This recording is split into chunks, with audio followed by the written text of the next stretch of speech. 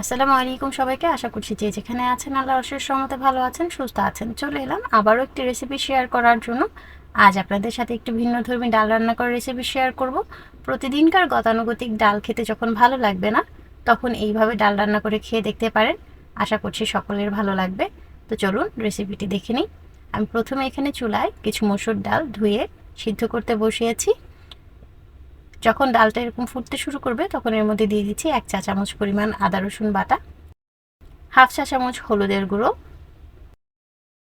এবং সেই সাথে দিচ্ছি পরিমাণ মতো লবণ। ডাল সিদ্ধ করার সময় আগে থেকেই লবণ দিবেন না, তাতে করে অনেক সময় ডালটা সিদ্ধ হতে চায় না।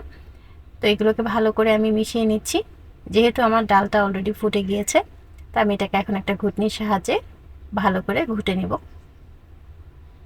খুব ভালোভাবে ঘুটে এটাকে মিশিয়ে নিতে হবে। তো আমি একটু সময় নিয়ে এটাকে ঘুটে নিচ্ছি। এরপর এর মধ্যে আমি পরিমাণ মতো পানি অ্যাড করে দেব। এখন আমি এখানে আগে থেকে দুটো আলু সিদ্ধ করে রেখেছিলাম, সেটাকে এইভাবে আধো আধো করে ম্যাশ করে নিয়েছি, সেটাকে আমি ডালের মধ্যে দিয়ে দিচ্ছি।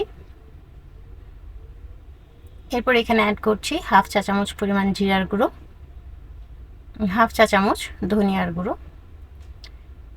এরপর আবারও এটাকে ডালের সাথে ভালো করে মিশিয়ে নিচ্ছি।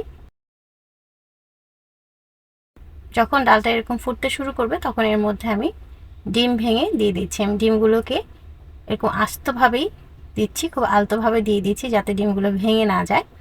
তো আমি এখানে 4টা ডিম ব্যবহার করছি, আপনারা আপনাদের ইচ্ছা মতো ডিম ব্যবহার করতে পারেন। ডিমটা দিয়ে ডালটাকে নাড়ার প্রয়োজন নেই। এরপর এর মধ্যে দিয়ে দিচ্ছি আমি কাঁচামরিচ। তো এদিকে ডিম আর ডালটা হতে হতে আমি ওইদিকে বাগারের জন্য চুলায় তেল বসিয়ে দিয়েছি।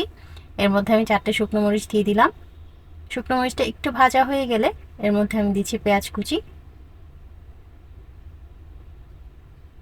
এরপর এটাকে ভালো করে নেড়ে একটু লালচে করে ভেজে নিতে হবে।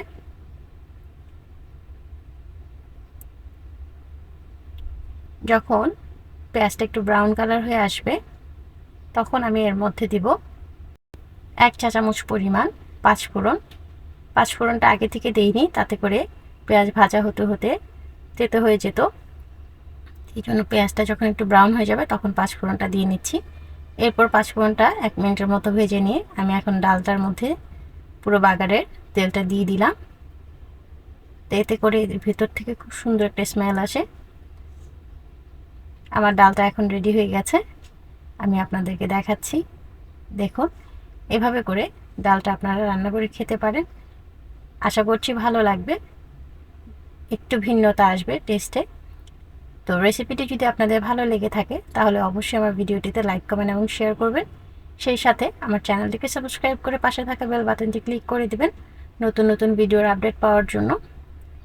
এবং আমার ফেসবুক পেজটিকেও ফলো দিয়ে রাখবেন। পেজের নাম এবং লিঙ্ক আপনার ডেসক্রিপশনে পেয়ে যাবেন। আজ তাহলে এ পর্যন্তই। আবারও দেখা হবে নতুন কোনো রেসিপি নিয়ে নতুন কোনো ভিডিওতে। সে পর্যন্ত সবাই ভালো থাকবেন, সুস্থ থাকবেন। আল্লাহ হাফেজ।